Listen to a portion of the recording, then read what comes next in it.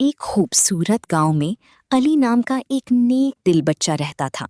وہ ہر روز نماز پڑھتا اور اللہ سے دعا کرتا کہ وہ اسے کوئی خاص چیز دکھائے۔ ایک رات جب علی سو رہا تھا تو اس کے کمرے میں ایک نرم سی روشنی پھیلی۔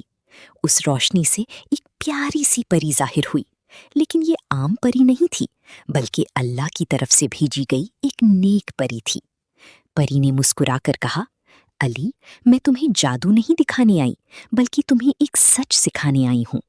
اصل طاقت اللہ کی عبادت اور اچھے اعمال میں ہے۔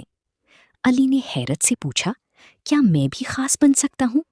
پری نے جواب دیا، جو بچہ سچ بولتا ہے، والدین کی عزت کرتا ہے اور نماز پڑھتا ہے، وہ اللہ کے نزدیک سب سے خاص ہوتا ہے۔ اگلی صبح علی نے اپنے والدین کی زیادہ خدمت کی، جھوٹ سے بچا اور باقاعدگی سے نماز پڑھنے لگا۔ کچھ دن بعد اس نے محسوس کیا کہ اس کا دل بہت خوش رہنے لگا ہے۔ اسے سمجھ آ گیا کہ اصل خوشی اور جادو اللہ کی اطاعت میں ہے، نہ کہ کسی پری کی جادو میں۔